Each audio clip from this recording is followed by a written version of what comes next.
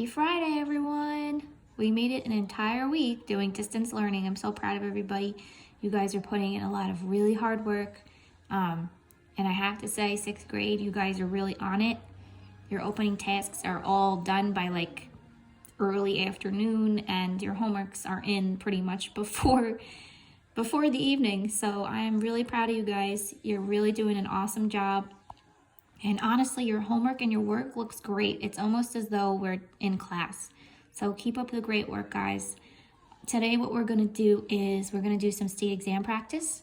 I don't know if there's gonna even be a state exam this year. Really not sure what's going on with that. So either way, practicing the state exam questions it's just really helpful, okay? Even if you know you're a family that doesn't take the state exams, if you opt out of those, practicing these types of questions is great because eventually you're going to have to take standardized tests, even if it's not until high school. And it's just good to get these types of higher level questions, sorted through. So anyway, we're going to still do this because it's great practice, okay? Now, one thing Miss Morano did not do was number the questions, which is a problem. So hopefully you guys can just print this out at home. If you can't print, don't worry. You can always just copy the work. And just to say, if you guys are copying your work, you don't have to write, the whole problem if it's a lot of writing, okay? Don't stress yourself out. Just do the work and write the answer. This is definitely one of those things that's going to be easier if you print it out because it's a bunch of questions that do have a lot of writing. So if you're able to print, I would say do that for this lesson, okay? You can number the questions as I go through them. In class today, what we're going to do is we're going to do the odd questions, and then for homework / classwork, you guys are going to do the even ones, okay? I'm going to try to give you some tips on how to tackle those at the end. All right, so, oh God. So let's get started. Number 1. An equation is shown below. 12 minus 9 plus c equals 12. What value of c makes the equation true? Now, some of you might be able to look at this and see, well, if it has to be equal to 12, then c is going to have to be getting rid of this 9 because 12 has to equal 12. So you might be able to figure this out in your head. But of course, I'm going to show you the long way. 12 minus 9 plus c is equal to 12. To solve this equation, excuse me, what we're going to do is we're going to do what we always do. We draw the line, and we need c by itself here. 12 minus 9. Before I do anything with c, I'm going to take care of that 12 minus 9, which I know is 3. It's like terms, guys. So 3 plus c is equal to 12. This is the real equation I'm dealing with. Now, as we always do, we look at the c, and we ask ourselves, what's happening to c? Well, we are adding 3. So we're going to undo that. We're going to do the inverse operation. So we're going to subtract 3. And if we do that to one side, we must do it to the other side. C is equal to 9. Okay? Now, if you were able to, remember multiple choice, no one's checking your work on the actual state exam. So technically, if you looked at this and you said, well, I would need to get rid of this negative 9 here. So if I add a positive 9, it'll cancel it out. If you were able to look at that like this and say, okay, that would give me 12 equals 12, then that's fine. You wouldn't have to go through and solve this. But this is how you would do it, solving the equation. Okay, so the answer is C, 9. So for number 2, this is going to be your homework / classwork. But just to give you a little help out with it, the relationship between Robert's age, Robbie, and Julia's age can be represented by the equation shown below. R is equal to J plus 3. So they're saying Robert's age is equal to Julia's age plus 3. So basically, he's 3 years older than Julia. So your job is to figure out which one of these tables displays that relationship. So which one of these shows Robert's age and then Julia's age is 3 more than that. Okay? Let's turn the page and go to number 3. Okay.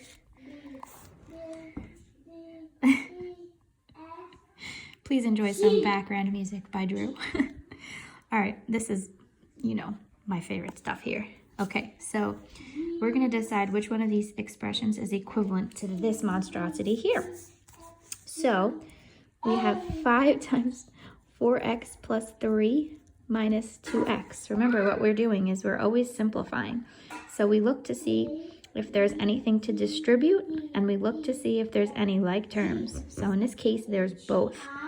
Remember, married, single, do not mingle. We have to take care of these parentheses first, because right now, the 4x and the 3 are married in that parentheses, and we cannot do anything. We can't do 4x minus 2x when it's inside parentheses. So remember, to get rid of parentheses, so to speak, we have to distribute. So we're going to distribute this 5 times 4x. I'm going to write it out just for the sake of the notes. This is 5 times 4x. We rewrite our plus sign, and then we do 5 times 3. And then we bring down our minus 2x. Sorry, my writing is very messy trying to hold the camera at the same time. So 5 times 4x is 20x plus 5 times 3 is 15 minus 2x.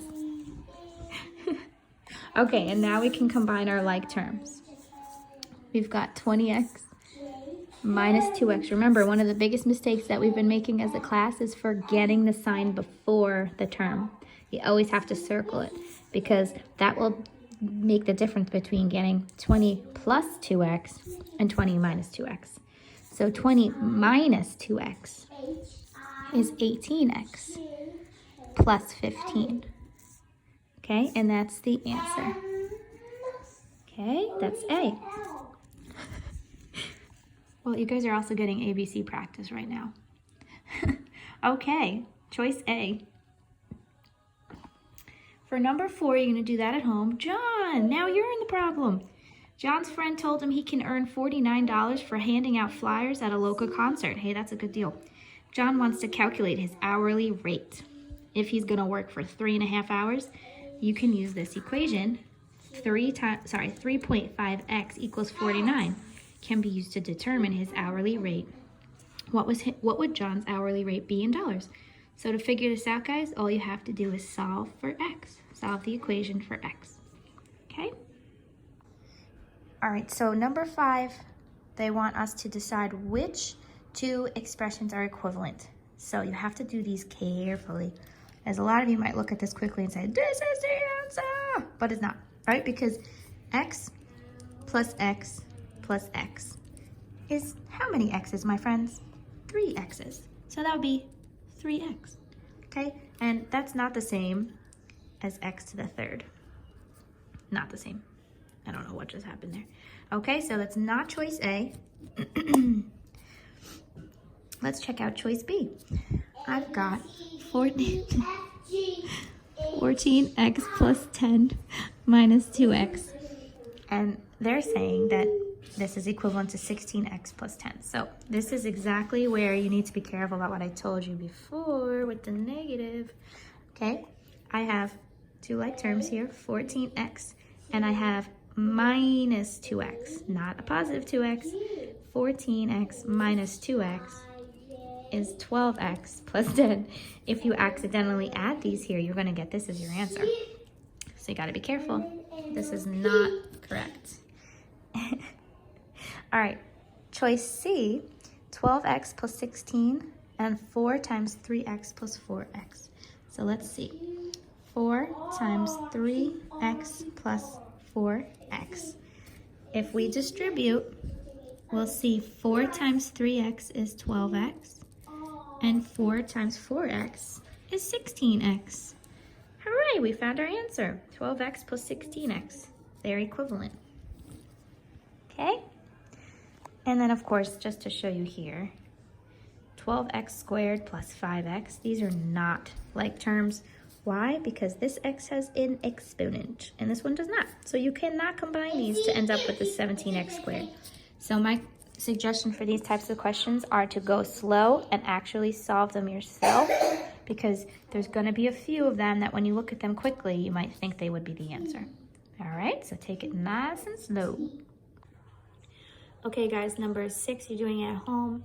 well, you are at home, you're doing it on your own. What value of y makes the equation true? All you have to do here is as simple as just solve the equation, okay? Nice and easy. Number 7, yes, inequalities. We learned about these just now. This is from the state exam. So which one of these number lines shows a graph of the inequality x is greater than negative 25?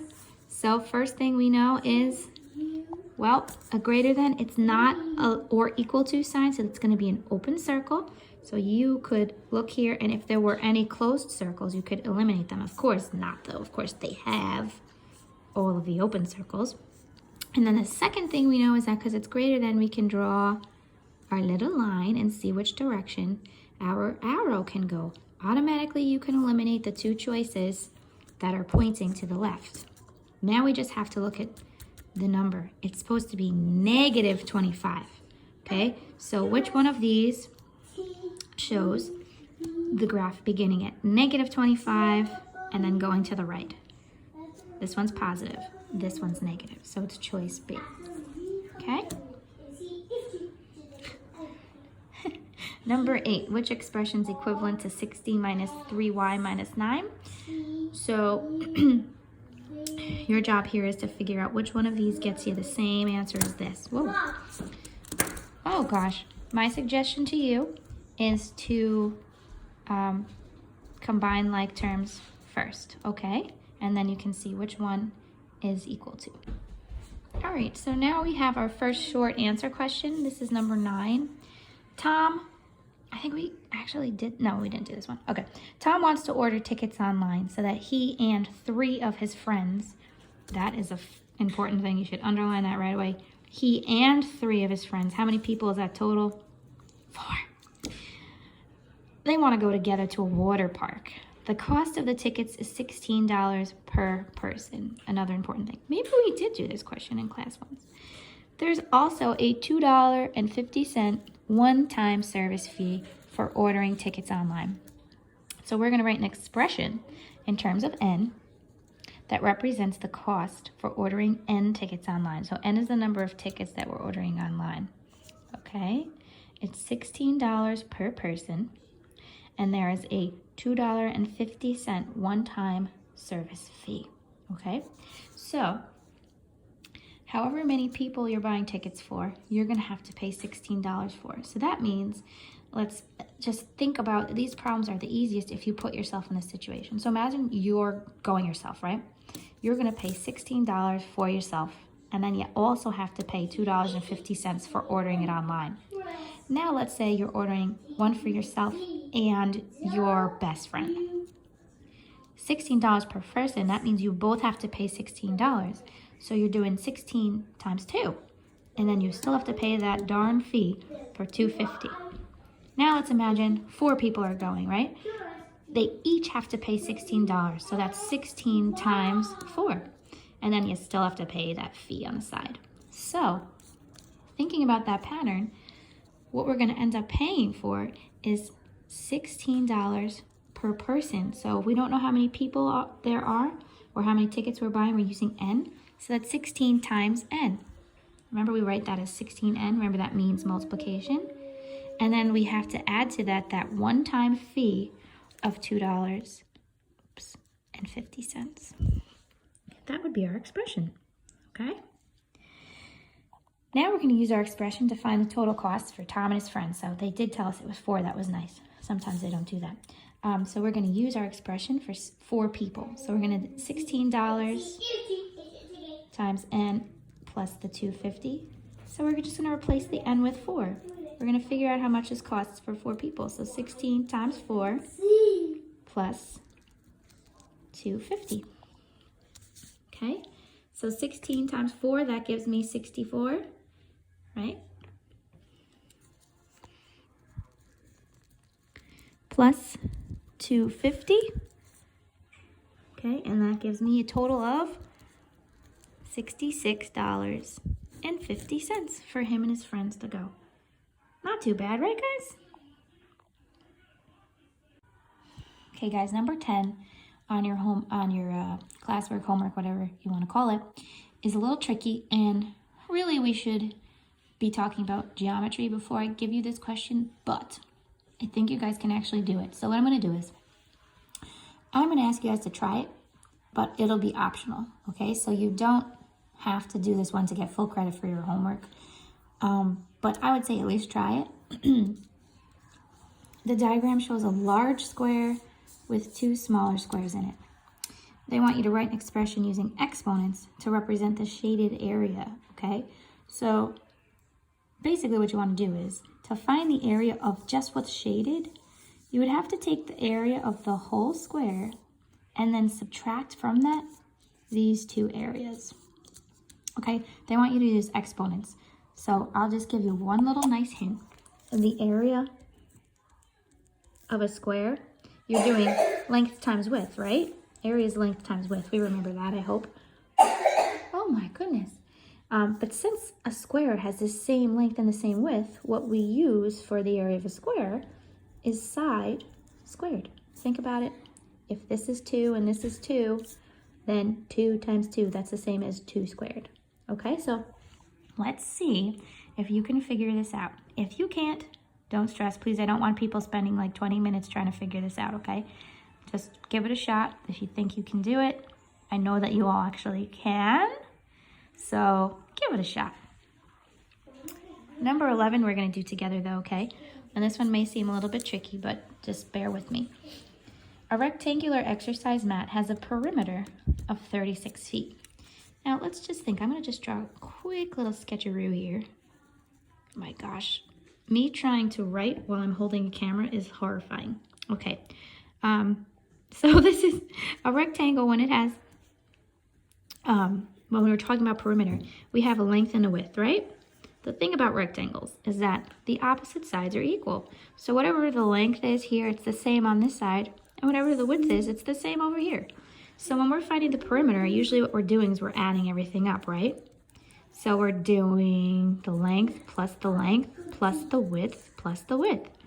So the easier way to write that, if we have two L's, well, that's 2L. Plus 2 widths is 2 widths. This is the perimeter, quote unquote, formula that we could use. And if we do this, it will help us to figure out this problem, okay? So they're telling us that this rectangular mat has a perimeter of 36. So that means when we add all the sides up, like this, we get 36 as our answer. Now they're telling us the length. The length of the mat is twice the width. So the length is 2 times the width. 2 times the width. How nice. They want us to write and solve an equation that will let us determine the length of the mat. And then they want us to find the area. This is a crazy question, right? So we can use our perimeter formula, okay? So remember, plug it in, plug it in. Yes, I know you do. We can use 2W for the length here, okay? So the perimeter, which we know is 36 feet. Okay, I'm going to say 2 times the length. If the length is 2W, then I'm going to write that here. Plus 2W is equal to 36.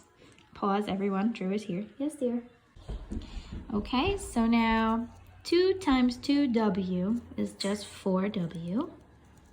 Plus 2W equals 36. Okay, now we're combining like terms. 4W plus 2W is 6W is equal to 36. And now look at us. We have a nice little one-step equation. What's happening to W here? It's being multiplied by 6. We're going to undo that by dividing by 6. What I do to one side, I have to do to the other side. W is equal to 36 divided by 6 is 6. So, if the width is 6, the length is 2 times the width. So if the width is 6, then the length is twice 6, which is 12. Huzzah! So, that's the first part of our problem. The length is 12, and we're talking about feet here. Oh my goodness. Okay. Now finally we have to find the area, okay? So, oh geez. So we know that the area of a rectangle is the length times the width, right? I hope everyone remembers that. But we know that the length is 12 and the width is 6. So this is a little bit easier than it seems. The length is 12, so we're doing length times width. 12 times the width, which was 6. So the area is, in this case, going to be 12 times 6, which is 72 feet. And then, I'm not sure if everyone remembers this, but when we calculate area, the units are always squared. Okay, so the area of the rectangle is 72 feet squared. Okay, now that was a pretty intense problem. So I wouldn't expect you to do that on your own right now at this moment, okay? Because we would have gone through geometry, which is coming up soon, before I would have given you a problem like this. But I wanted to put it on here because of all the expressions and equations happening, okay? So, yeah, that's it. Okay, guys. So, give the evens a shot. And number 10, don't forget, you don't have to do it, but you should try it. Don't freak out if you can't figure it out, okay? So you guys, again, are doing an amazing job. Keep up the awesome, awesome work. And please enjoy your weekends. I hope you all get a little bit of time to enjoy yourself because I know you're getting a lot of work at home. All right, guys, give yourself a pat on the back, and I miss you all.